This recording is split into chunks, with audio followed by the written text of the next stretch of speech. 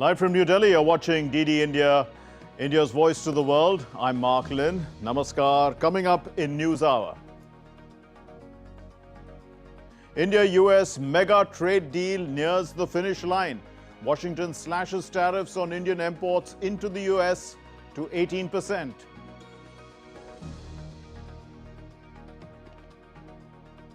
Commerce Minister Piyush Goyal hails the imminent India-US trade pact as the best in the region, securing the interests of Indian farmers. Regional powers to join US-Iran nuclear talks in Istanbul. Talks on Friday come amid rising tensions. Russia launches this year's strongest strike on Ukraine's energy grid. Sweden, Denmark pledge $290 million air defense aid to Ukraine.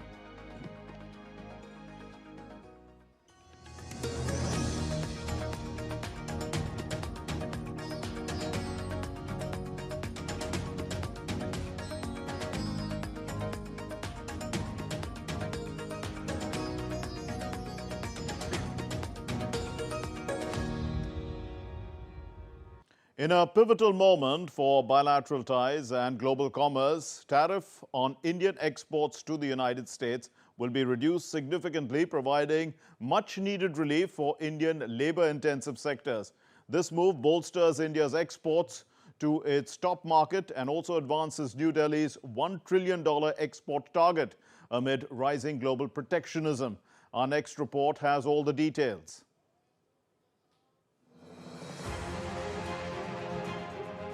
India and the United States have announced a significant tariff reduction on Indian exports, slashing rates to 18%, easing months of trade tensions and igniting optimism across India's manufacturing sector, stock exchanges, and investor circles. Prime Minister Narendra Modi shared the news on X, and he said, "Wonderful to speak with my dear friend President Trump today. Delighted that Made in India products will now have a reduced tariff of 18%. Big thanks to President Trump on behalf of 1.4 billion people of India for this wonderful announcement." At 18%, the headline tariff positions India favorably against ASEAN nations like Thailand, Indonesia, and Vietnam, which are facing up to 19 to 20% tariff. This not only improves US market access for Indian goods in pharmaceuticals, textiles, and engineering, but it also removes prior uncertainties from punitive tariffs imposed last year. India-US bilateral trade reached approximately $212.3 billion in 2024, with US exports to India at $83.3 billion and imports from India at $128.9 billion. This announcement brightens FDI prospects and supports collaboration in energy, technology, and defense. This late-night announcement on Monday, coming just a week after India concluded its free trade agreement with the European Union, sharpens India's global trade strategy and integrates it deeper into Western markets. Jessica Taneja for DD India. The upcoming agreement between India and the United States is expected to act as a catalyst for unprecedented opportunities for farmers, medium and small and micro enterprises, that's MSMEs, also skilled workers, helping to create jobs and scale exports in manufacturing, services and technology segments. Moreover, it will facilitate technology collaboration with the US partners in key sectors. The Commerce Minister Piyush Goyal said that India and the United States will be issuing a joint statement as soon as the final understanding of the deal is inked and technical details are finalized. Agreement between the United States and India has brought down tariffs on Indian exports to 18%. Agreement is expected to position India to export competitive products globally while attracting technology transfers that could turbocharge domestic manufacturing and innovation. I can assure 140 crore brothers and sisters that this is a deal that will make every Indian proud, that will protect the interest of every Indian and provide huge opportunities for all the people of India and will protect the sensitive sectors, the interests of our agriculture and our dairy sectors in full respect. The agreement opens up export opportunities, especially for businesses with orders deferred due to high cost. Textiles and apparel are widely seen as the biggest beneficiaries of the pact. The US accounts for nearly 28% of India's total textile exports, making it the single largest destination for Indian manufacturers. More than half of India's textile and apparel imports are also linked to US cotton, underscoring deep trade integration. A reduction in tariffs narrows the pricing gap and supports large exporters supplying US retailers in mid-value categories. Companies with higher US exposure are likely to see faster volume recovery and improved pricing power. In chemicals, particularly specialty chemicals and intermediates, exports are governed by long-term contracts and stringent compliance norms. While demand is less sensitive to short-term price swings, tariffs directly impact net realizations. The tariff cut strengthens India's position in US supply chains, looking to diversify under China Plus One strategies. Key beneficiaries include UPL, 20 to 25% US exposure, SRF, 20%, and Jubilant Ignivia, 9%. Other potential gainers include Aarti Industries, PI Industries, Atul Naveen Fluorine International, Deepak Nitrite, Vinati Organics, Alkyl Amines Chemicals, and Gujarat Fluorochemicals. The seafood sector is another key beneficiary, with the US remaining a critical market for Indian exporters, particularly shrimp and frozen foods. Lower tariffs are expected to reduce landed costs, aiding demand recovery and improving earnings visibility. India's seafood exports to the United States are expected to recover after months of decline. Engineering goods form the largest share of India's merchandise exports to the US, spanning industrial machinery, electrical equipment, and capital goods. Lower tariffs improve India's competitiveness versus East Asian suppliers, especially in contract renewals and incremental orders. 140 crore Indians are celebrating a trade deal which is under final stages of detailing between the negotiating teams of both countries. We will be shortly issuing a joint statement by both countries along with the details which we will be shortly inking between the United States of America and India. The tariff cut is expected to expand market access for Indian agricultural products and processed goods, strengthen the Make in India and Design in India initiatives by expanding global footprints. Fuzail Ahmed reports for DD India. And industry leaders, market experts and economists have all welcomed the upcoming deal, terming it a historic win-win agreement. Industry leaders have welcomed the decision by New Delhi and Washington to reduce tariffs. Terming it as historic, experts said that the agreement will improve market sentiments and strengthen India's position in global trade. We have a lot of opportunities to export to bilateral trade, and our trade should increase around $500 billion in next 5 years. And I think we are moving towards, in true spirit, Atmanirbhar Bharat. Reacting to the announcement, industry leaders also said that the deal will support growth, expand access to US market and boost two-way trade and investment. I'd say we are at a Goldilocks period. This is the time for growth. Private enterprise has taken it very positively, and we see us being able to unleash our animal spirits and take advantage of the great effort done by the government. I think many sectors which are employment intensive, like marine products, shrimps, gems and jewelry, engineering and textiles, will significantly benefit from this historic trade deal, the auto component sector as well. Experts also believe the agreement will accelerate technological collaboration, enhance supply chain integration, and make Indian manufacturing more competitive across sectors. India is now positioned amongst countries which are facing one of the lowest tariff rates compared to several Asian export economies. Now, this hugely strengthens India's attractiveness as a reliable sourcing and a manufacturing partner at a time when global supply chains are being rewritten. Indian benchmark indices Sensex and Nifty ended 2.75% higher on Tuesday. Indian rupee saw a strong appreciation with a gain of more than 1%, rising to a 3-week high of Rs 90.27 against the US dollar. This marks the biggest single-day gain for Indian currency against the US dollar in more than 3 years. Managing Director and CEO of National Stock Exchange of India, Ashish Kumar Chauhan said the decision has brought a huge relief to Indian industry and services group. This deal, which is effective immediately, is going to also create a boom in manufacturing going forward. Next 10 years, in my opinion, are going to be very important for India's job creation, because now India is ready to take advantage of the opportunities. Silver and gold prices rebounded sharply in the futures trade on Tuesday, following value buying by investors after a 3-day rout in the domestic markets. Overall, industry leaders believe that the decision will boost investor confidence, enhance manufacturing cooperation, and further cement economic ties between the world's largest democracies. With inputs from Tapas Bhattacharya, Tripti Tripaঠি's report for DD India. Prime Minister Narendra Modi was greeted with applause and accolades at the NDA Parliamentary meeting, which followed the announcement of the landmark tariff reduction by the US.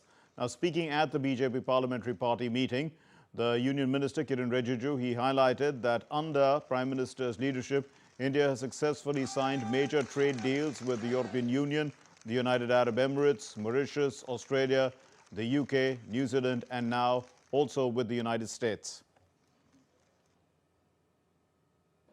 Parliamentary party में आदरणीय प्रधानमंत्री नरेंद्र मोदी जी को अभिनंदन किया और उनका मार्गदर्शन में जो ऐतिहासिक ट्रेड डील्स हासिल किए हैं उसके लिए बधाई भी दी है।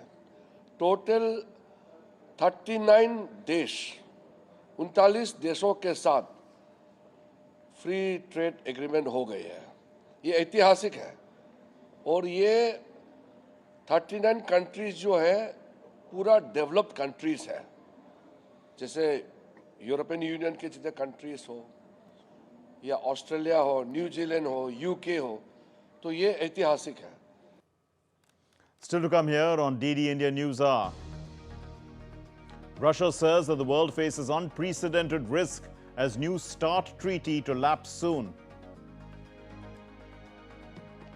Lekordno pushes through budget amid political turmoil. No confidence motions fail. The Rafah crossing is open again, but only for a handful of medical evacuations and returnees. Thousands still wait for access.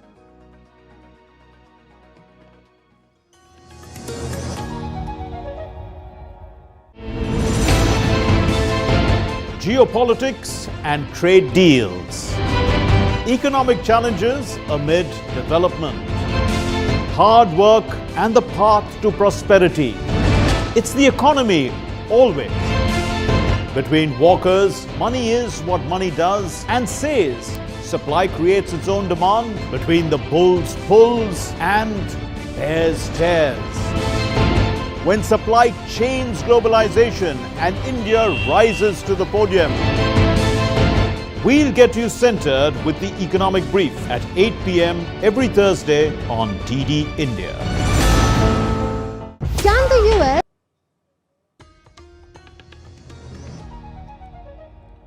You're watching DD India News Hour. I'm Mark Lin. Defense services have received an unprecedented allocation amounting to 7.85 lakh crore rupees for the financial year 2026-27. This allocation shows a significant increase of 15.19% over the budgetary estimates of FY 2025-26. Experts strongly believe that the rise in the defense budget will boost modernization and self-reliance. Vishal Barristow reports.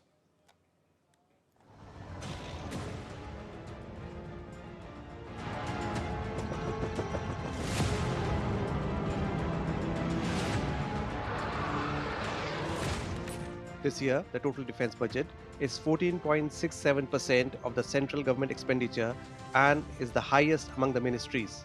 According to the defense minister, the defense budget is aimed at strengthening India's commitment towards a self-reliant and future-ready defense force. The budget allocation for defense this year is more than 15%, underscores the minister. Operation सिंदूर की ऐतिहासिक The budget is aimed at strengthening our resolve to have a strong defense ecosystem. After the success of Operation Sindoor, there is a 15% rise in defense allocation in comparison to the last year, which means that the defense sector has had a lion's share in this year's budget allocation. केंद्रीय budget का सबसे बड़ा हिस्सा रक्षा मंत्रालय को मिला है.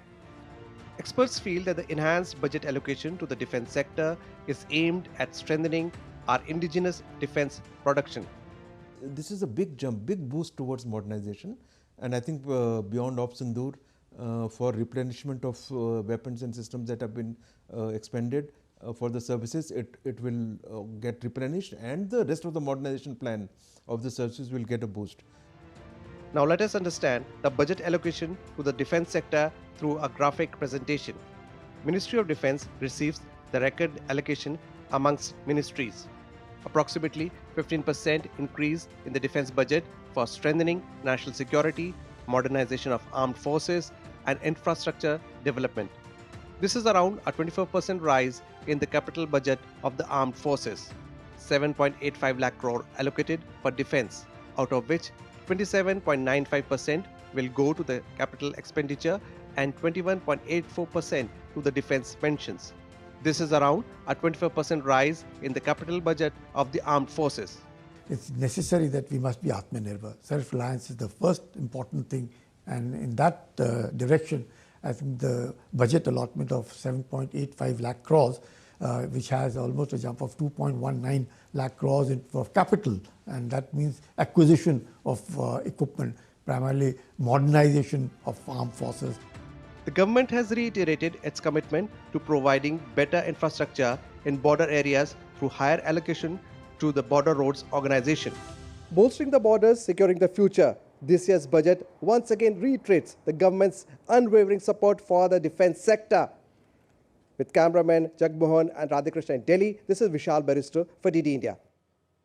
The fourth edition of the Joint Defence Cooperation Committee meeting between India and Tanzania was held in Zanzibar from the 2nd to the 3rd of February, and both countries reviewed the ongoing defence cooperation. They discussed a broad range of areas for further collaboration, including military training, service-to-service cooperation, maritime security, and defence industry collaboration. The two sides also explored new avenues such as counter-terrorism, peacekeeping training, and capacity building in niche areas, including electronic warfare, cyber, and artificial intelligence, with a view to further strengthening bilateral defence ties.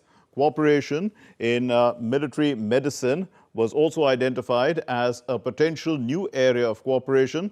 In addition, both sides agreed to initiate cooperation between their armed forces, their air forces as well, complementing the existing cooperation between the two navies and armies. So defense cooperation between the two countries is guided by a 5-year roadmap. The Kremlin issued a stark warning on Tuesday, cautioning the world that it's entering a dangerous period as the last remaining nuclear arms control agreement between the United States and Russia is set to expire this week. The spokesperson of Russia, Dmitry Peskov, he said that in just a few days, the world will be in a more dangerous position than it has ever been before, referring to the imminent lapse of the New START treaty. The Kremlin, which has offered to extend some of the terms, added that the world's top two nuclear powers will be left without a fundamental document that would limit and control these arsenals. Well, the NATO chief Mark Rutte made a surprise visit to Kiev on Tuesday, and in a press conference alongside the Ukrainian President Volodymyr Zelensky, Rutte said that reaching a peace deal to end the Russia-Ukraine conflict will require tough choices. Rutte reiterated the need to get a peace deal or a long-term ceasefire as well. And his remarks came after an overnight Russian strike on Ukraine's energy facilities. Let's listen. Russia to attack again will be a very bad decision. But first we need to get to a peace deal or a long-term ceasefire. And we all pray that we will get there as soon as possible. But therefore we need Russia to play ball. And again, last night was not a good signal. Well, Russia last night launched a strike on Ukraine's energy facilities, leaving hundreds of thousands without heating as temperatures plunged to minus 20 degrees Celsius. The strikes damaged high-rise buildings, thermal plants, and even the base of Kiev's iconic motherland statue. A new round of U.S.-brokered trilateral talks between Ukraine and Russia are scheduled to begin in Abu Dhabi on Wednesday. Sweden and Denmark on Tuesday announced the joint procurement and supply of a $290 million air defense system to Ukraine.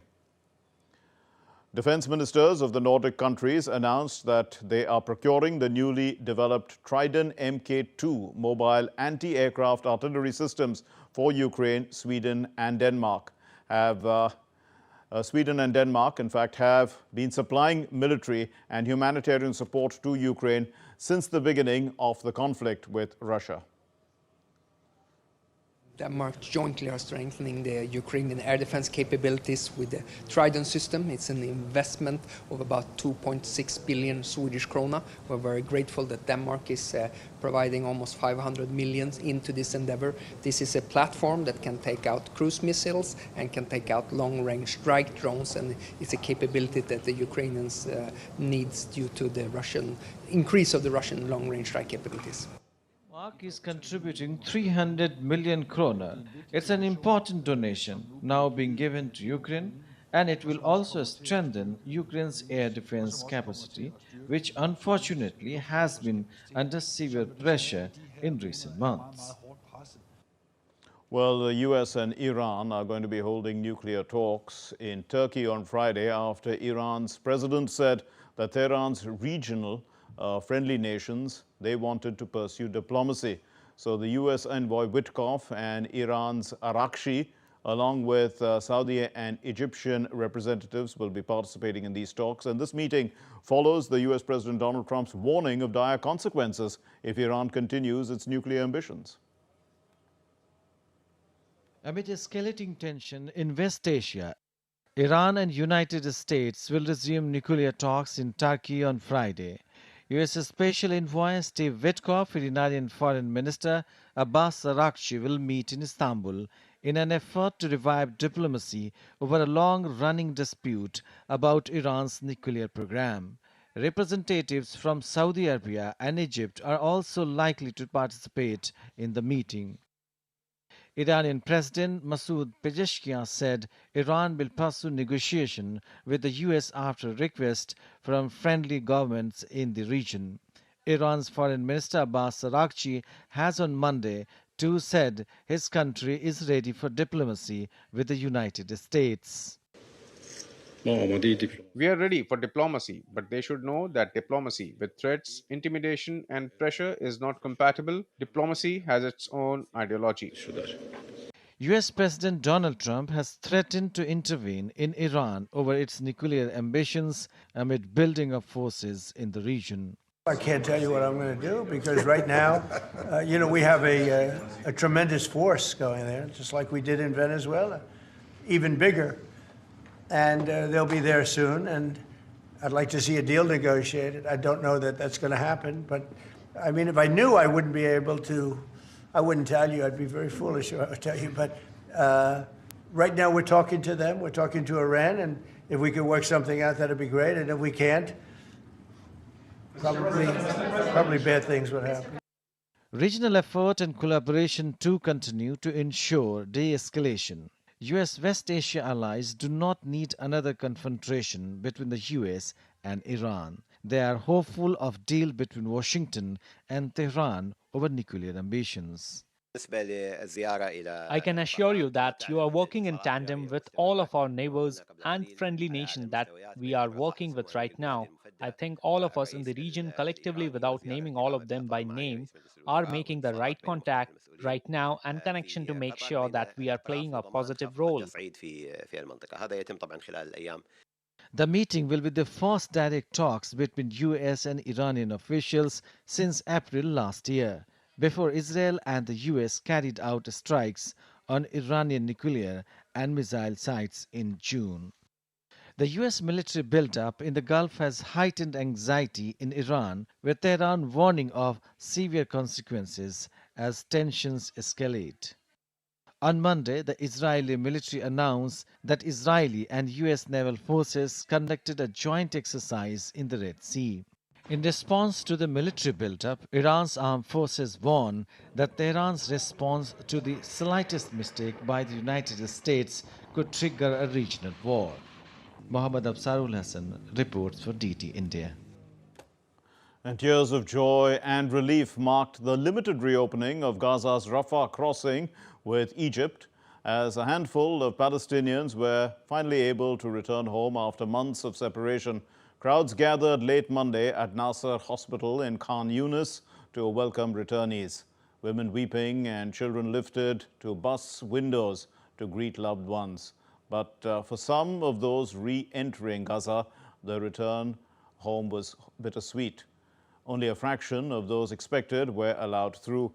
Egyptian officials had anticipated 200 crossings, but just 24 people passed in both directions. Gaza's territory's Interior Ministry has said that 12 Palestinians returned, while 8 departed. On Egypt's side, 12 people, including 5 injured, were admitted.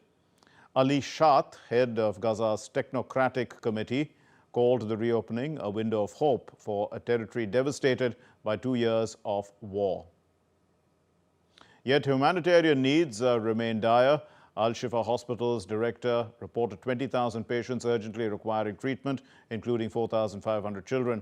While Rafah's reopening offers a lifeline for the sick and injured, Israel's Kogat has not, in fact, indicated any plans to allow a surge of aid into Gaza, leaving uncertainty over whether this fragile opening will expand.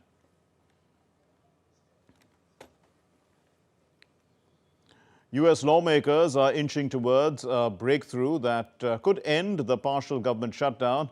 President Donald Trump says after talks with House Speaker Mike Johnson and Senate Majority Leader John Thune that he believes that Congress is pretty close to a resolution. The House is set, in fact, to vote on a plan to reopen the government following the Senate's approval of a measure that separates Homeland Security funding from the broader spending package. Rahul Upadhyay has the report. Republican leaders in Congress are edging closer to a deal that could end the partial government showdown. President Donald Trump told reporters on Monday that he had spoken with House Speaker Mike Johnson and Senate Majority Leader John Thune and believes lawmakers are pretty close to a resolution. Well, I spoke with Speaker Johnson, I spoke with Leader Thune, and I think they're pretty close to a resolution. You know, we were at 5.6% GDP, and we lost 1.5 points because of the 42-day shutdown. Think of that. We would have been at 7. Nobody ever saw a number like 7. The House of Representatives is now preparing to vote on Tuesday on legislation that would reopen the government. A senior fellow at the Brookings Institution says Republicans may need to compromise with Democrats on new restrictions for federal immigration agents, warning that the party is losing the public over what critics call aggressive ICE tactics. The Senate already approved the deal last Friday by wide margin. That plan separates the Department of Homeland Security from the broader spending package, allowing lawmakers to fund agencies such as the Pentagon and the Department of Labor while debating new limits on immigration enforcement. The move comes amid public uproar after 2 US citizens were shot dead in Minneapolis last month. Government shutdowns are not new. Since 1977, there have been 10 funding gaps lasting 3 days or fewer, most with little real-world impact, according to the Congressional Research Service. But the last shutdown in late 2025 stretched a record 43 days, dragging down economic growth. This time, lawmakers and the White House insist the standoff will be brief, with the resolution expected within days. Rahul Upadhyay's report for DD India. Well, France adopted a 2026 government budget on Monday, following months of fraught negotiations after the Prime Minister Sébastien Lecornu survived the latest in a string of no-confidence motions. The budget adopted on Monday after 4 months of political deadlock over government spending includes measures to bring France's deficit down and boost military spending. Lawmakers rejected 2 no-confidence motions from the hard left as well as the far right, in fact. These parties tabled these no-confidence motions after the Premier on Friday forced his budget through Parliament without a vote for the third and final time. Now, motions tabled by Francis Unbowed and also the Greens and other left-wing groups, they drew 260 of the 289 votes needed to oust the government. The far-right motion had secured only 135 votes. Budget negotiations have consumed the French political class for nearly 2 years after President Emmanuel Macron's 2024 snap election delivered a hung parliament, just as the massive hole in public finances made belt tightening more urgent. So still to come here on DD India News Hour, we'll analyze the positive sentiment around the imminent India-US trade deal.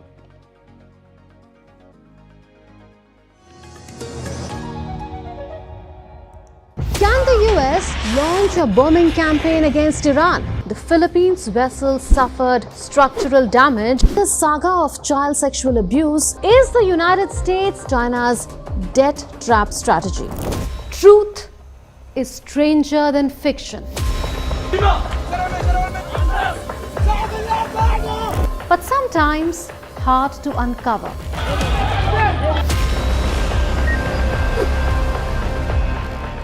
Trust us to tell the truth, unadulterated and pure, of every story that matters to you.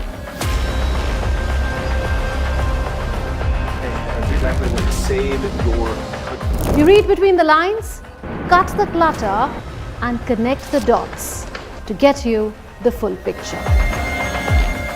Watch Connecting the Dots at these times with me.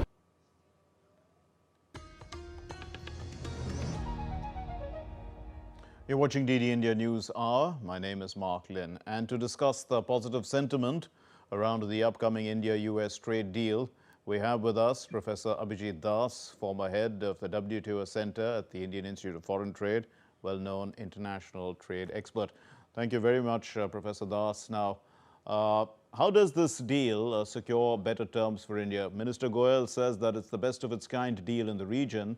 What specific concessions do you think may stand out? Thank you, Mark, for inviting me on your program. It's always a privilege and pleasure to be there with you to discuss trade issues. We have to recognize that if India is going to get a reciprocal tariff of 18% from US, this will be relatively lower than what US has extended to, say, Bangladesh, to Indonesia, to Malaysia, to Vietnam. Although the difference may not be very significant between what some of our competitors may have secured, but even 1 or 2% makes a difference, particularly in labor-intensive sectors. So we should be in a position to see an increase in India's exports to US on account of substantial reduction in the reciprocal tariffs. And this edge should translate into increased exports of textiles and clothing, or leather products, and gems and jewelry as well, and not to forget marine products. Indeed, so you have mentioned some industries that are expected to benefit the most, but how significant could the export growth be in measurable terms? I mean, you talked about textiles, as pharmaceuticals, IT services, agriculture, all of them. Much of the growth that we will be witnessing will happen in the next 4-5 months. That was the time when our exports would have taken a hit if the 50% tariffs had continued. Our exports to US have done not too badly considering the 50% tariffs, but the real hit would have been witnessed a few months down the line. Now, the imminent agreement will certainly insulate us from that big hit. So to my mind, that will be a very, very big gain for us. Of course, we will have to await the fine print to see the terms and conditions, to also examine what concessions we have given to the US and assess their implications. Now, Minister Piyush Goyal emphasized safeguarding agriculture and dairy. So how has India balanced protecting domestic farmers while still opening markets to perhaps US products now? But also, if we can look at some of the other FTAs with the EU, for instance, the same thing has happened. One possibility is that India might have agreed to give something called tariff rate quotas. Now, again, as I said, we need to await the fine print.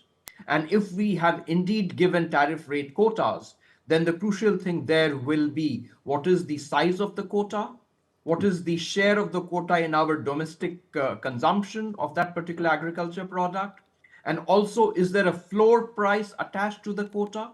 Why the floor price is important is that, as you and our audience would be aware, US agriculture is heavily subsidized. So if there's a quota and if there's a floor price, then that could go some way in protecting our domestic sensitivities. Professor Das, also, how will a deal with the US, look at the big picture, reshape India's strategic positioning in global trade? Certainly, it will strengthen our hands with other countries. We are negotiating agreements with Canada, for example, as well as with GCC and a few other country groupings. A trade deal with US certainly strengthens our hand. It strengthens our export base. But at the same time, it also emphasizes and highlights the need not to remain dependent on a single market, and therefore the need to diversify our export market. So all these would be some of the lessons that would be evident once the trade deal gets signed and starts getting implemented. Also, Professor Das, positive sentiment is pretty high now. But, what sort of kind of reforms are required or follow-up agreements would be necessary to sustain this kind of investor confidence, one can say? I think if any reform which is required domestically is in terms of, I would say, two tracks. One certainly is on the labor front, where the government has been very active. The other side of reform really relates to cutting down our costs on account of infrastructural problems, on account of, let us say, transaction costs, or on account of raising finance for manufacturing sector. So reforms will have to take a comprehensive view and address all these aspects which create hurdles, which raise the cost of production in India.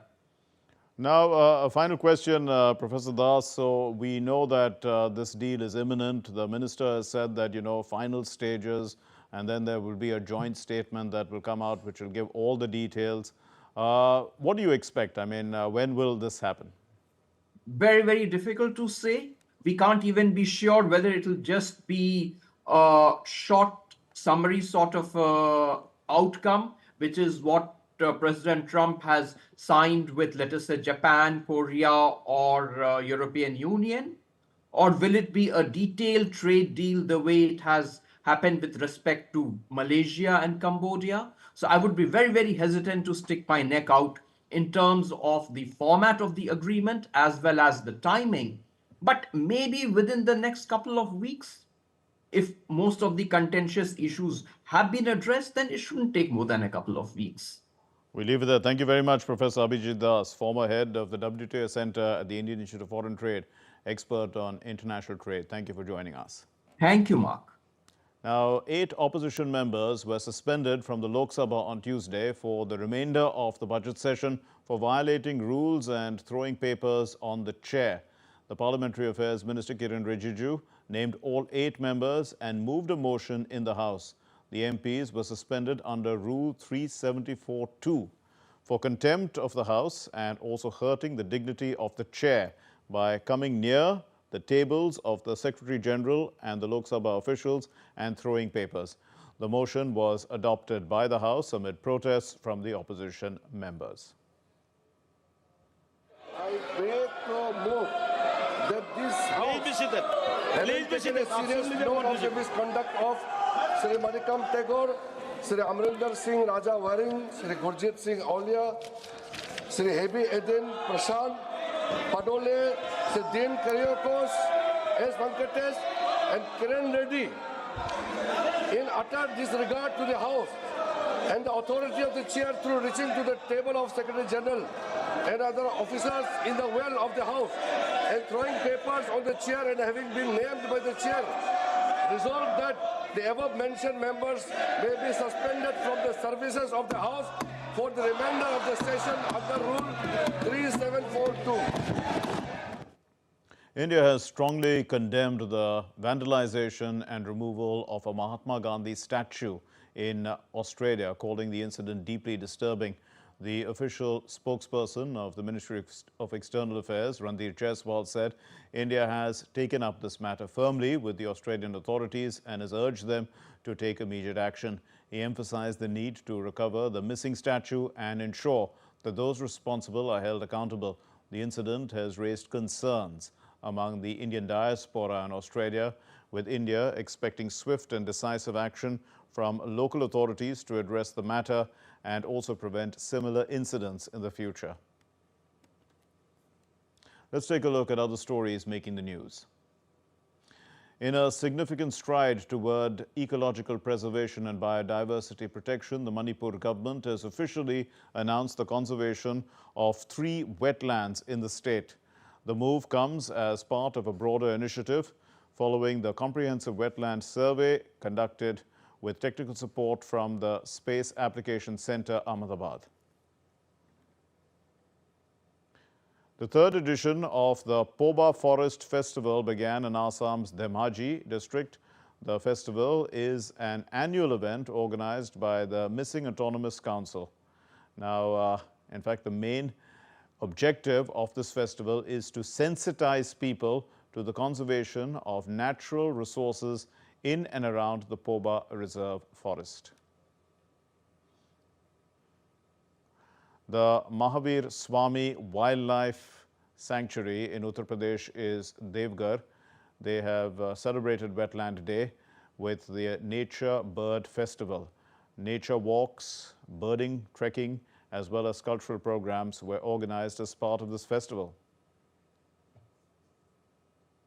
Still to come here on DD India News Hour.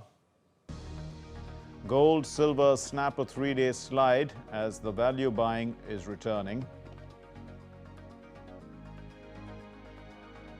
Sacred Devni Mori relics have journeyed to Sri Lanka for a first public exposition. And the Indian Grandmaster, the world champion, D. Gukesh, is going to participate in the Norway Chess 2026.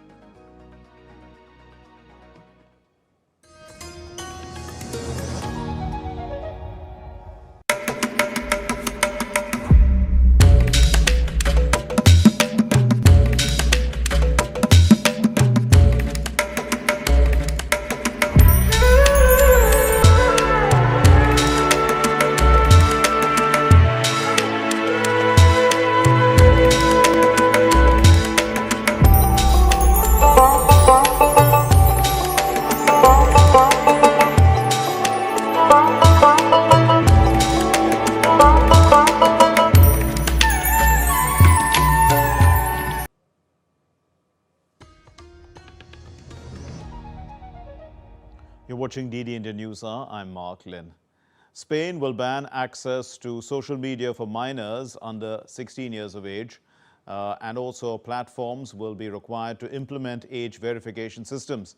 The Prime Minister Pedro Sanchez announced this decision among several other measures to guarantee a safe digital environment. Sanchez said that his government would also introduce a new bill next week to hold social media executives accountable for illegal and hate speech content. Australia, in December, had become the first country to ban social media for children under 16, a move being closely watched by other countries considering similar age-based measures such as Britain and France. Children are exposed to a space they were never meant to navigate alone, a space of addiction, abuse, pornography, manipulation, violence. We will no longer accept that. We will protect them from the digital Wild West. My government will work with our public prosecutor to investigate and pursue the infringement committed by Grok, TikTok, and Instagram. We will have zero tolerance on this matter, and we will defend our digital sovereignty against any form of foreign coercion. The 25th World Sustainable Development Summit will be held in New Delhi from the 25th to the 27th of February 2026. It's organized by the Energy and Resources Institute, TERI. And in the Silver Jubilee edition of the summit, global leaders, policymakers, and industry representatives and experts will deliberate on issues such as climate change, energy transition, sustainable development, and environmental conservation. This year, the main theme of the summit is transformation, vision, voices, and values for sustainable development. While sharing information about this, the Director General of TERI said that India must remain globally competitive while managing its large population, rising consumption, and energy needs, which will be discussed at the World Sustainable Development Summit. विश्व स्तर पर competitive कैसे रहना है और at the same time हमको ये भी देखना है कि हमारी जनसंख्या बहुत ज़्यादा है, हम पर कैपिटा कंजम्पशन कम की बात करते हैं जो कि फिर ऊपर जाएगी क्योंकि जैसे इकोनॉमिक स्टेटस इम्प्रूव होता है आपकी कंजम्पशन बढ़ती है सबसे ज़्यादा एनर्जी में। और दूसरी चीज़ रहती है कि जो कुछ भी इंडिया में बनेगा, इंडिया की मार्केट के बाद मुझे एक्सपोर्ट करना है, तो मुझे इंटरनेशनल लेवल पे कॉम्पिटिटिव रहना है। ये सब चीज़ें डिस्कस करने के लिए WSDS world sustainable development summit, जिसमें बड़े-बड़े लोग आएंगे।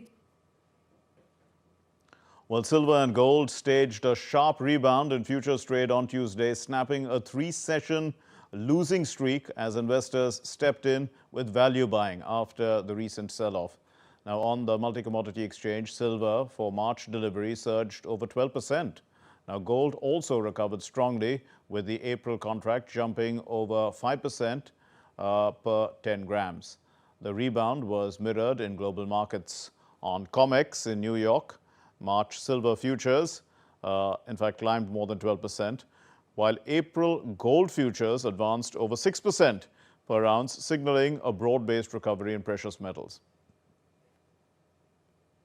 The sacred Devni Mori relics of Lord Buddha will be traveling to Sri Lanka for the first time, and these relics will travel to Colombo for a public exposition. This is happening from the 4th to the 10th of February. This journey not only showcases India's rich Buddhist heritage to the world, but also strengthens the cultural ties between India and Sri Lanka. February, the Devni Mori relics of Lord Buddha will be taken to Sri Lanka.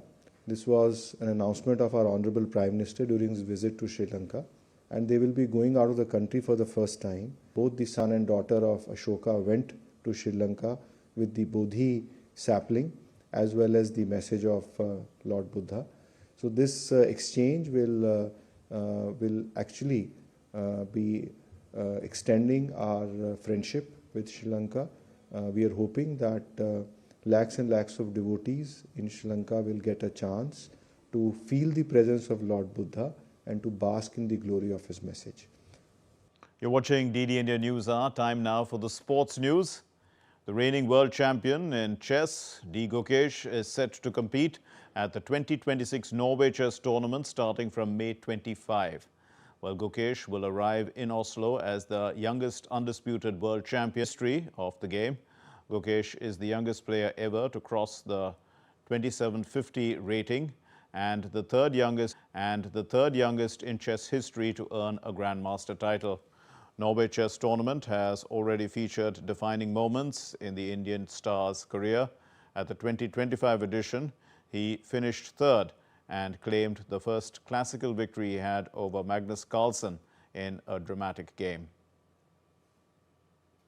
Unbeaten and well-rounded India will face Afghanistan in the semi-final of the ICC Under-19 World Cup on Wednesday. The Indian team is the most successful side in the competition's history, having lifted the trophy 5 times, ahead of Australia, who have claimed 4 titles. India have enjoyed dominant campaigns, winning all 5 of their matches comfortably, including a 58-run win over Pakistan in the Super 6 stage. Now, Afghanistan have also had an impressive run, winning 4 of their 5 games, with their only defeat coming against Sri Lanka. Based on current form and squad strength, India are expected to hold the upper hand and move a step closer to a record 6th crown. The Indian tennis player Yuki Bhamri has also climbed to a career high ranking of world number 20 in the latest ATP rankings for doubles, making him the first Indian men's doubles player to break into the top 20 after Rohan Bopanna. And with a significant jump from his previous rank of 22, Yuki broke into the elite top 20 of the ATP doubles for the first time in his career. This ranking leap comes on the back of an impressive run in multiple ATP Tour finals and deep runs at also Grand Slam tournaments. Partnering with Sweden's Andre Goransson, Yuki Bhamri in fact produced an excellent showing at the Australian Open, reaching the 3rd round to collect the ranking points necessary to push him past this threshold. The New England Patriots and Seattle Seahawks kicked off the Super Bowl week festivities with a surprisingly toned-down opening night. Instead of the usual packed house atmosphere, this year's event, it unfolded in the confines of a room inside the San Jose Convention Center. Well, the AFC champion New England Patriots and the NFC champion Seattle Seahawks, they appeared for their only public joint appearance before the big game. New England quarterback Drake May and Seattle quarterback Sam Darnold headlined the event. The Super Bowl LX will be held on Sunday at Levi's Stadium in Santa Clara in California. Well, that's all we have in this edition of DD India News Hour, but let's know your thoughts on the news of the day. For those of you on the go, get the latest news and updates from India and across the world on the DD India mobile app. It's available on Android and iOS platforms. Scan the QR code and download it now. We'll be back with more news as it breaks here on DD India. My name is Mark Lynn from all of us here in Delhi. Thank you very much for watching DD India News Hour. Namaskar.